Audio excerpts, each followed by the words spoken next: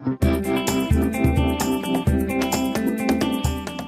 to the Listen Up podcast, where we explore hearing loss, communication, connections, and health. Hey everybody, Dr. Mark Sims here. I'm the host of the Listen Up podcast, where I feature top leaders in healthcare. This episode is brought to you by Listen Up Hearing Centers. I help patients to effectively treat their hearing loss so that they can connect better with their friends and family and remain independent. The reason I'm so passionate about hearing loss is because I lost my brother Robbie twice. First to the hearing loss from radiation to his brain tumor, and then later when he passed away. I only care for ears on the EVT. I've taken care of tens of thousands of patients with hearing loss and performed over 10,000 ear surgeries. I'm excited because I'm here to talk to a good friend of mine, Marlan Hansen. I'm the founder of Listen Up Hearing Centers. I'm also an author of a book called Listen Up, A Physician's Guide to Effectively Treating Your Hearing Loss. If you want to learn more about that, you can go to listenuphearing.com. Again, I said it's Marlan Hansen. He's the professor and chair at University of Iowa Otolaryngology, which is ear, nose, and throat department.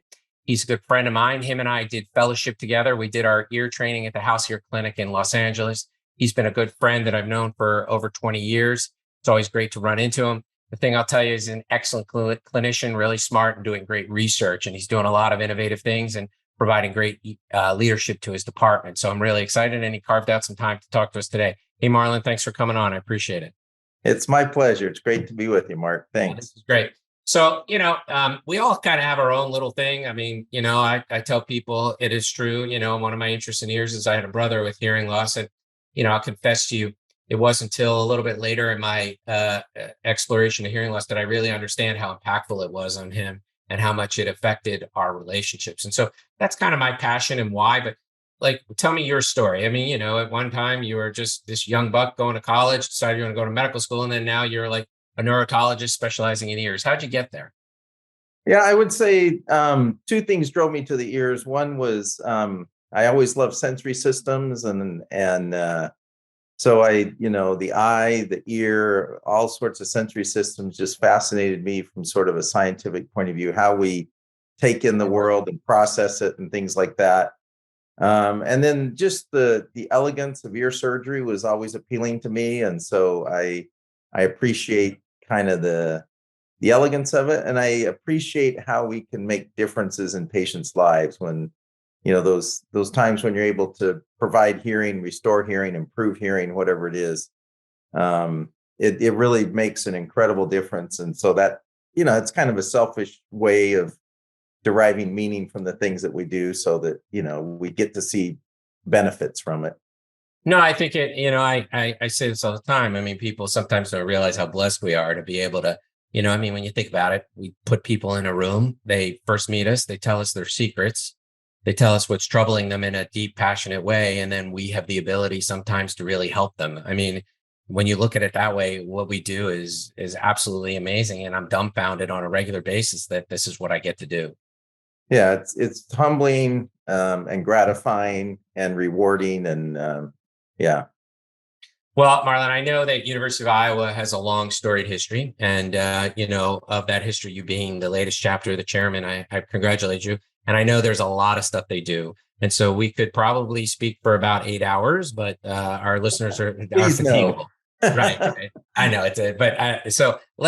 one of the things is we were both recently at a meeting, and one of the presentations by somebody was that you, along with some other people, have developed some novel technology in terms of cochlear implantation and insertion. And it's a robot that helps insert the wire or electrode into the cochlea. I just wanted to kind of talk to you about where the idea came from, how you kind of, the whole pathway of it. So what was the initial thinking or reason for it? And then what was the journey to getting from an idea to a actually commercially available product?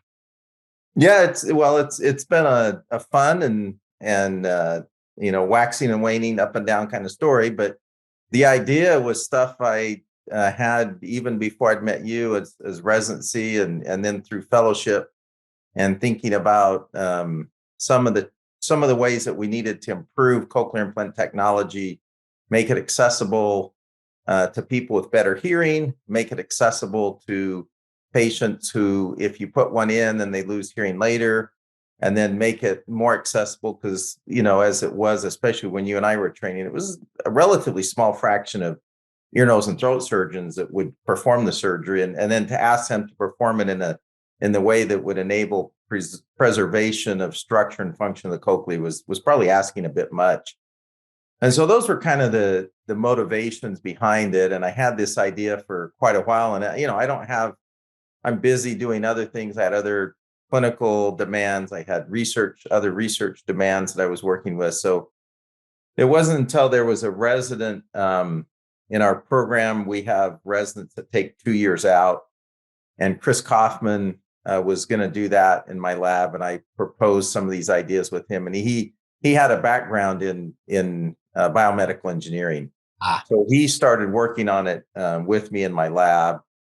And then we co-founded a company called iotaMotion, started to further develop the technology, refine it. You can't believe how many iterations of different things we went through and are still going through. Well, even like dial sizes or like all sorts everything, of things, right? You start something, and you've got to,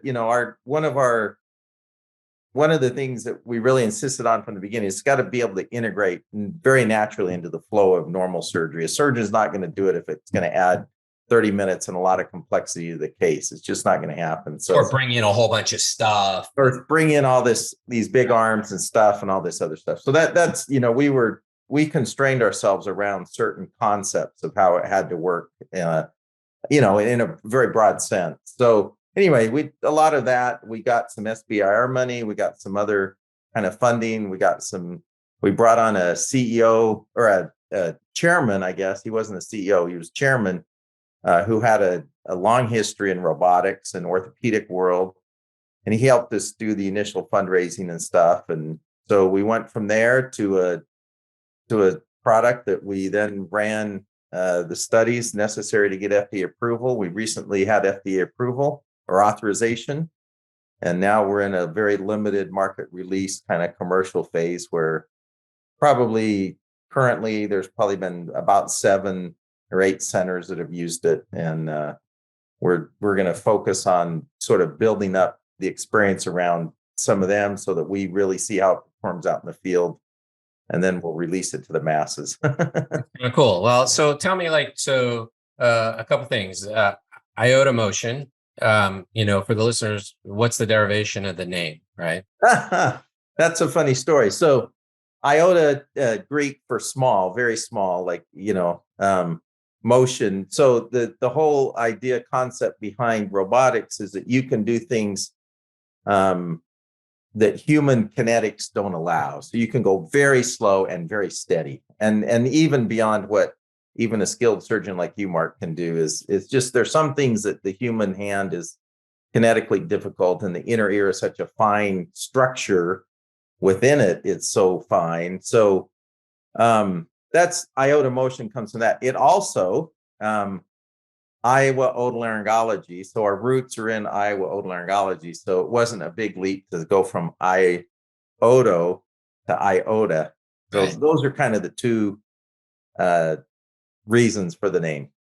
So for the listeners, I believe, Marlan, you can correct me, but we're looking at sub-millimeter, very small motion. And even though the hand, from a visual point of view, might look like it's going smoothly, first off, it rarely goes smoothly when it's that slow. You almost have problems with your muscles when you try to go that slow as compared to a more rapid, smoother motion. Yeah. And so the slower you go with humans, eventually you reach this very jerky kind of, it's like driving in LA where we brakes on too much, right? It's like driving in LA. You go slow, but you're starting and stopping. It's a very jerky kind of thing. Right. And so there are just limitations to human kinetics, and when you're dealing with things at, like you say, at a sub-millimeter level, then that makes a difference. And so it's not just slow, it's slow, but it's also very steady. The other thing that it does is it gives control so that it enables other technologies. So like if you're doing electrophysiology, you're recording how the ear is responding and you're getting feedback. You can have an automatic sensor, but unless you have an automatic braking system, then the automatic sensor doesn't really do that much for you. So Well, once the airbags have gone off, it doesn't really matter. You're in an accident, right? You might yeah, be safe, right? yeah. So So the you don't want idea the is, airbag sensor. You want the collision sensor that stops you from having the collision. yeah, you want the braking system as part of the sensor. Yeah, not just to be told you're going to hit a deer, but you want a response to that. So, Which cars things do like now, which that. is kind of weird, but they do them. So What's that? cars do that now. I So know exactly. Yeah, yeah. Thankfully, yes, I had teenagers. me too. I actually bought a new car because it had the more modern detection, because I thought, it'll help them drive better. And it's actually funny because my kids preferentially drive that car over the older car that doesn't have those features. So Yeah. I don't know, maybe it's cooler, but none of them are cool, to be honest with you. So that's okay. And so the thinking is, if you do smooth, slower, less trauma to the hearing organ with better results, correct? Yeah, one is you can save residual hearing. So that's huge. If you can save, most people now getting cochlear implants are not profoundly deaf. They have some function in the cochlea, and if you can save that, it matters a lot. But even just saving the structure. I mean, in the old days, you'd put in an implant. If it just got into the cochlea, went in, it was just like, oh yeah, we got it in there. Aren't we great? But now we realize that within that area, there's all these delicate tissues that if you save them, the nerve is healthier, more responsive. The patient can use the implant better and for longer.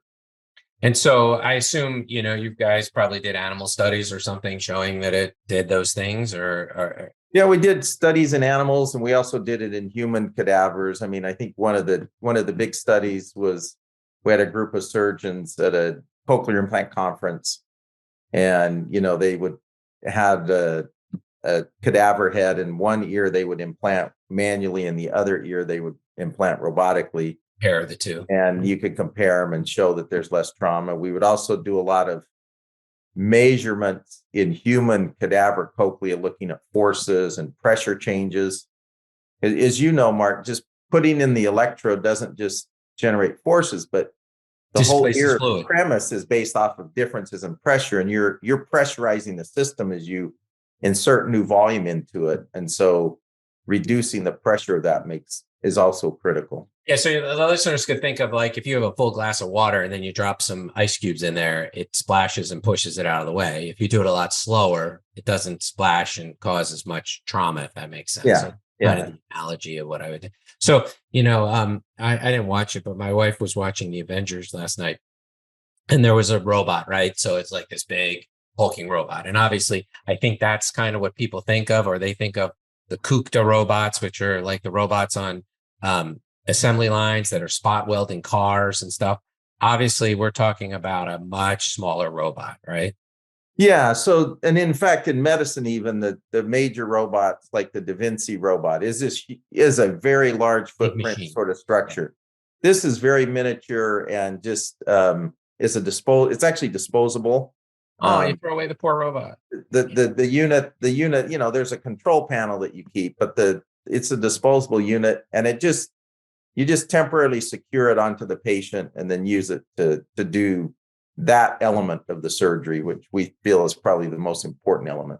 So what actually causes motion? A motor, or yeah. So there's a motor, and does it pump fluid or hydraulically? No, it's a drive head that engages with the electrode array, and you got to be able to control it in a lot of different ways so that you have visualization, that you can see what you're doing. You can't take that away from a surgeon.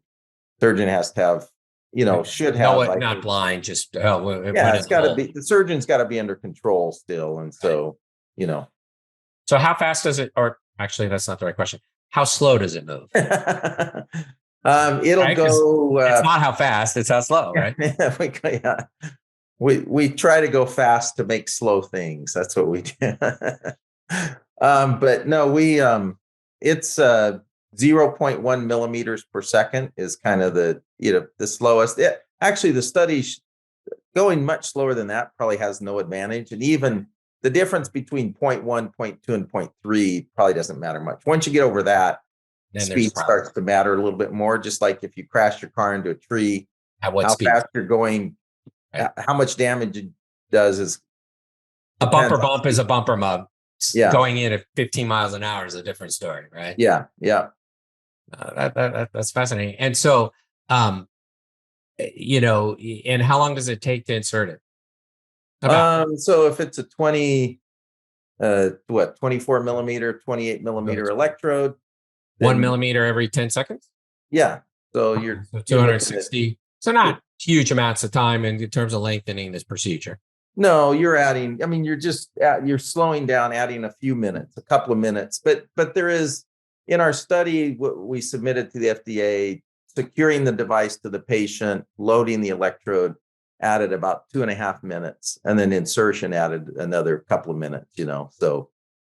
Yeah. So for the listeners here, I mean, Marlan might not agree, but my take is one of the things about the skill of surgery is through experience, learning when you can and should go fast and learning when you should go slow.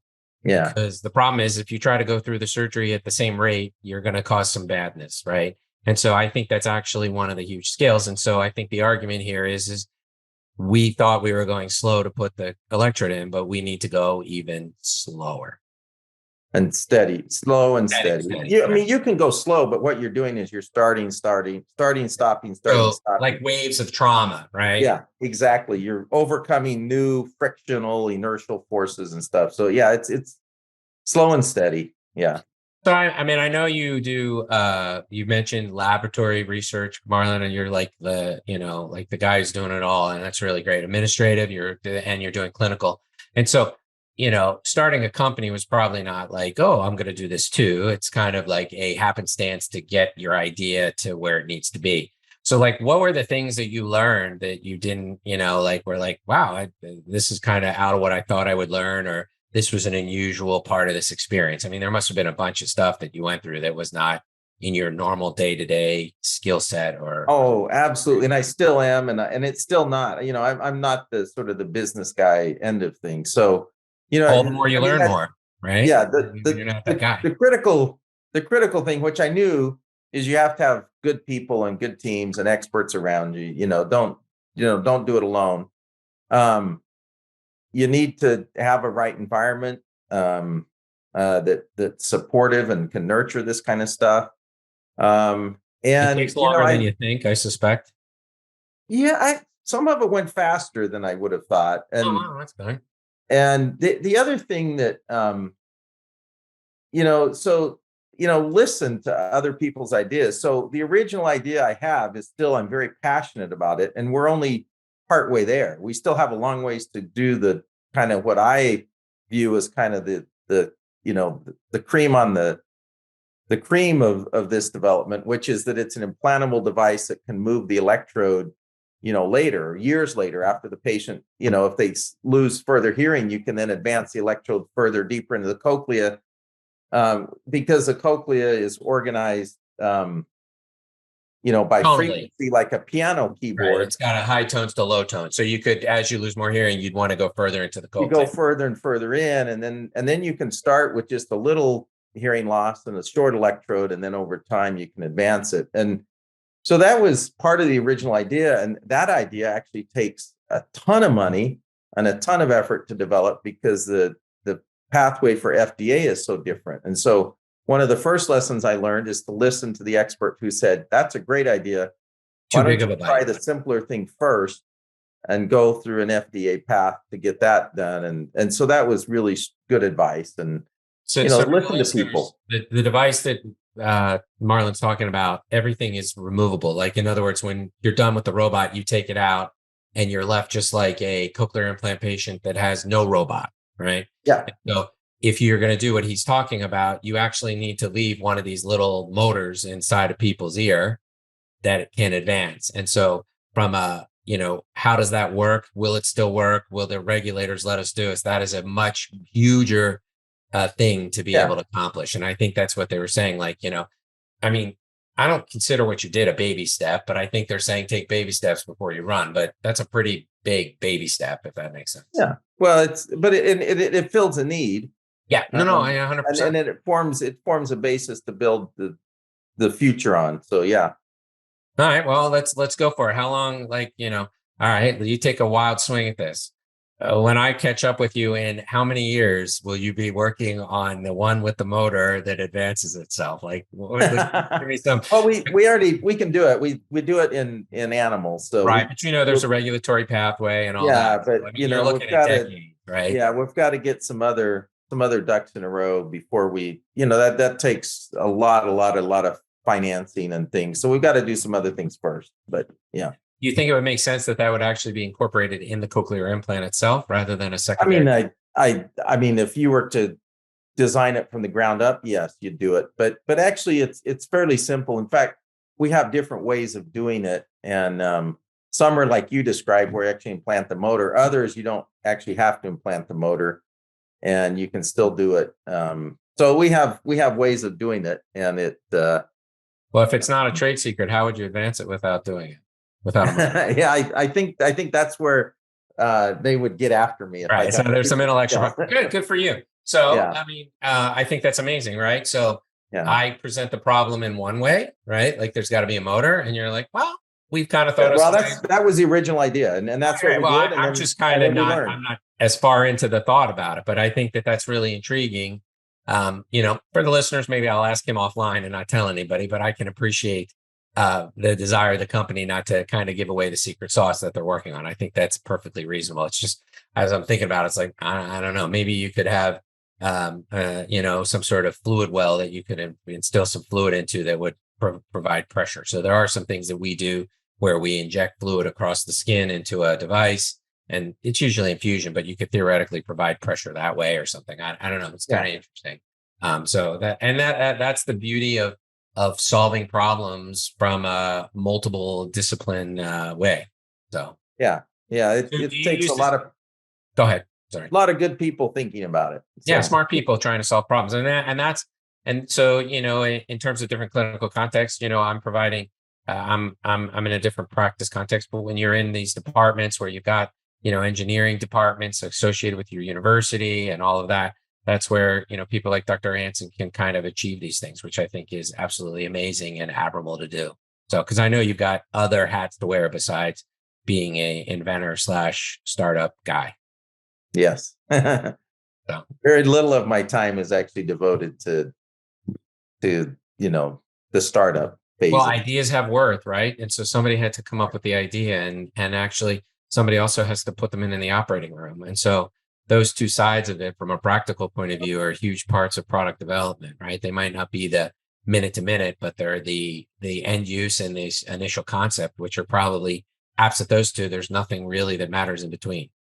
Right? I mean, think about it, right? I mean, if you don't actually use it, what good is the device? So, well, that's really amazing. And what else? I mean, so in terms of cochlear implantation and that, so, I mean, I think that that's a really innovative thing in terms of how we do it and things like that.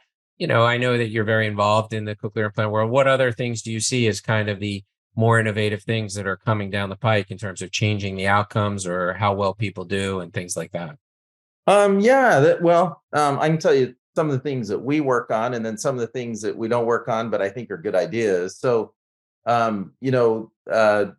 one of the things that we focus a lot of energy on is when you put any foreign substance in the body creates a scar to it. And that scarring turns out in the ear to probably limit or cause some hearing loss and limit the performance of the implant because it shunts current and does other things like that. So scar tissue, a foreign body response, the body's natural immune reaction to having foreign materials put in it, which is not, these are not materials that they're toxic to the body or anything, but the body just creates a wall around them.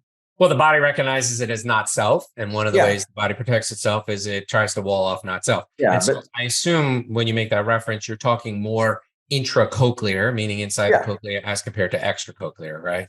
And right, this whole concept, the cochlea is just one microcosm of this whole issue that applies broadly to lots of devices that we put in the body. And again, the devices are not, they're biocompatible, but they're not bioinert. So they do generate some kind of response. So there's a few approaches that we use for that. One is we've developed a zwitterionic hydrogel thin film coating that functions sort of like a biological Teflon. So it makes proteins and cells and bacteria where they won't adhere to these surfaces. So you keep the same structure, like cochlear implants made up of metal and plastic. So you want to keep that same structure because that's important structurally. But if you can change the surface properties, then you can have like a Teflon coating of it, and it works incredibly well. That's dramatically cool. Reduces scarring. And you gonna ship me some? What's that? You gonna ship me some? Yeah, you gotta be able to coat it, and you gotta be able to. It's the painting of the materials that is the key there. And so for the listeners, the reason this matters is battery power and amount of current that has to be applied to get stimulation matters in terms of performance, battery life, a lot of things. And so one of the things I think that's great about Marlan's reference is there are a lot of things that are innovated elsewhere that really benefit us, like Bluetooth, battery size. So a lot of the things that are applicable across many medical and other devices, right? Like, so the main driver of battery life has been cell phones. Everybody wants to say it's anything but that, and perhaps cars, but really cell phones for us. And so it's amazing that there's a cross fertilization of all this stuff, because this development will be important for electrodes on pacemakers or all sorts of things, right? Or urinary catheters or central lines or, endotracheal tubes or lots of other. Yeah, I was just trying to do things that people, that stuff we do. Hopefully they don't experience any of those things, but I understand. Yeah, right? Yeah, exactly. But anyway, in your lab, are you working on that? What's that? Is that in your laboratory? Yeah, Alan Guyman is a chemical engineer at Iowa, and he and I have worked on this for probably 8 or 9 years now. And it's it as in any research, it ebbs and flows, and we're in that very much. Things are going very well with it right now, where we're getting lots of very strong supportive data. The first things was, can we even do this? Right. And so we spent a lot of time working out the chemistry and other things like that. Break out your can of WD-40, right on your cochlear implant before you put it. For the listener, no, this is it's got to be permanent. So much more sophisticated than that, I suspect. A little bit, maybe. The funny thing is the lab, this lab, you work with these engineers, and one of the things that they want things not to stick, and they use Rain-X all the time. Yeah, they just take Rain-X. They say, well, you need to spray a little Rain-X on that. Well, it's funny because it's fun to listen to. For the listeners, Rain-X is a treatment for windshields and things like that. And so the first time anybody told me Rain-X is like, it was the first home I bought, and guys like, oh, you've got a glass shower? Put Rain-X all over it, and then it doesn't get runs or anything, right? Because it repels water, right? Yeah. That's the thing. It beads it off of your windshield. And it's true. Yeah. It's pretty amazing substance. Yeah. It's like super glue that we use for, it's used frequently now to close wounds, and right. It's the same basic chemical that super glue is now used in medical applications. So anyway. Yeah. I think that the little container of the super glue in the operating room is a little more expensive. Probably so. Fortunately. Yeah. Well, but that's another example, right? Like taking stuff across disciplines and across different stuff. I mean, it's not done as much anymore, but just, let people know, like people used to try super gluing artificial bones of hearing into the ear to see if it worked, right? There was all of this stuff that people were, and, more power to them. They were like, just trying to figure it out. Right. And so it is amazing to like, you think, oh, that I'm using that in my car shop in my garage. Maybe this will work in the ear or something of that nature. Yeah. So. Yeah. It's, these things happen, and this coating that we're working on, or the original version for this material was actually the concept, as I understand it, was to coat ship holes so barnacles wouldn't stick. Well, as a practical matter, there are a lot of ships, and I suspect removing barnacles is expensive and detriment. Having them and on it's a biological, it's a biological sticking that happens, Right. So right. And so that's a really practical thing. And as many people know, a lot of goods are moved around via ships, oil and goods, and I guess military too. So people want all this stuff. That's amazing. Yeah. The other things, we work on the cells that generate this foreign body response. We do a lot of molecular and cellular and pharmacological investigation of why they do it and how they do it and how we try to understand the process so you can maybe prevent it, right? Yeah. And so, things like steroid-eluting electrodes, which will be used quickly clinically. We have trials going on right now where we're putting in steroid-eluting electrodes, and we can do those in animal models and stuff. So that's another. And then I'd say maybe the last thing that we work on, well, two last things. We work on novel viruses to deliver genes to the ear. I do that with Sam Young, who's here at Iowa. And then the final thing we work on is just these tumors that you and other surgeons work on, these schwannoma tumors, where we try to understand the biology of those and how we can treat them, especially for patients who have a disorder where they get multiple tumors. And as you know, neurofibromatosis you can't cure them with a knife. You can't cure their genomic defect, their underlying genetic defect with a knife. And so we need better difficult systemic disease, really. Yeah. So you really need systemic therapy for them. And so those are, broadly speaking, those are the things we work on. Well, I thank you. That's great work, Marlan, and I'm glad you're doing that wonderful work. Couple of questions. One is I ask every guest this: what's your favorite sound? You're in the sound world. What's your favorite sound? I've never thought of that, but I think music.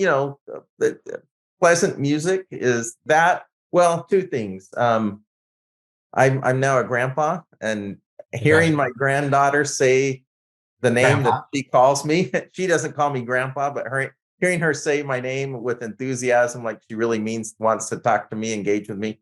I'm go-go. And when my granddaughter says go, that's hard to beat that. It really is. That's a wonderful sound, right? That's hard to beat. The love of a grandchild, right? As you know, hearing is such an important connection to the world, and anything we can do to, give people that access means so much to them. And I can't imagine not being able to hear my wife or my granddaughter or whoever, so. Yeah. And how much of a devastating, and no pun, but silent disease it is, meaning how many people suffering from it and they're not well treated. I mean, I believe personally there's a hearing loss epidemic out there that it's highly underaddressed. And there's a lot of major movement that has to happen, starting with the way we talk about it all the way down for us to get effective treatment. And what you're doing with this, Mark, is very admirable, and hopefully we'll have a great influence on exactly that problem. Yeah. So, I mean, the thing that's great about this is I get to talk to interesting people about topics that interest me. I just share with the listeners, Marlan and I see each other on a regular basis, but you're there with another 200 colleagues, right? And so it's more like, hey, how's it going? How's your family? What's going on? Great to see you. It's not rare. It's very rare anymore that you get to sit down for 35, 40 minutes and get to talk to somebody. So to me, that's actually one of the great powers of this. I mean, I'll just share a story. There's a otolaryngologist from up in the Prescott area who I talked to, and I've seen him many times. He sent me many patients, and he started telling me this story about how when he was in high school, they went around town and collected all of the for sale signs and put them in the front of the high school. And about 6 hours later, the police were knocking on his door. And I was like, I would never hear that story, but for us having this podcast. So it is wonderful to be able to connect to people. So, well, I'm originally from rural Arizona. No. So I have a passion for Arizona. I love it. And I have a great rural northern Arizona is where I'm from. And so I can understand your colleagues' invention of fun is about how we had to do things. And and he says it's a great story. Right. He goes, the problem is I had wish I had done it myself. He had his father's Suburban, and it was the only Suburban in town. So it took the police 3 minutes to figure out the Suburban that was driving around with all of the for sale signs was his. That's what it is. I didn't really think about it, but I wasn't doing a good job. So the good news is he's an ineffective criminal. And fortunately now he's an otolaryngologist, which is much for the better for society. So that's Marlan, if people want to, learn more about you or contact you, how would they get a hold of you? Yeah, I mean, probably through the University of Iowa is probably the simplest. iotaMotion also has a website and presence, but either through the University of Iowa, the websites that would link to our department there, or iotaMotion also has websites, and you can reach me through there. Yeah, I didn't check, but I suspect he's on LinkedIn too. Most people are. I am on LinkedIn, but I don't do a lot with it. I understand. I'm not the best social media. No, but most LinkedIns have people's contact information. So even if you don't check, it's there. So right, and so they can then find your email rather than putting it in this and I don't know, it become outdated or something. That's probably the best way to catch you. So, well, Marla, this has been great.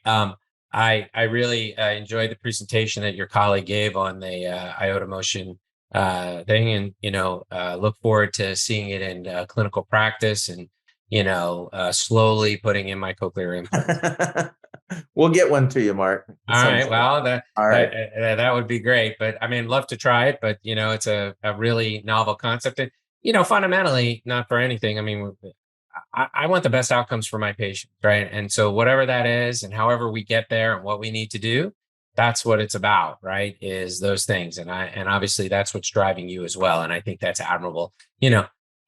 Just for the listeners, I'm not speaking. I don't think Dr. Hansen is going to be wealthy on this startup. I think it's more of a passion project than it is this isn't like there's not enough cochlear implants out there for this to be that way. It's a passion project, not I'm going to strike it rich in a startup way. And I think that's admirable and wonderful. Yeah, thank you. We're trying to make a difference. And we're just like you said, Mark, this is important, and we want the best. And you're doing it on multiple levels with all these different projects. I think it's really amazing that you're a clinician-scientist doing all this work, and doing a podcast in the evening with me. He could be doing something else. So again, Marlan, thanks so much for coming on. This has been great, and we'll revisit some other time about this stuff. So thanks. Okay, thanks, Mark. My pleasure. Thanks for tuning in to the Listen Up podcast. We'll see you again next time, and be sure to click subscribe to get updates on future episodes.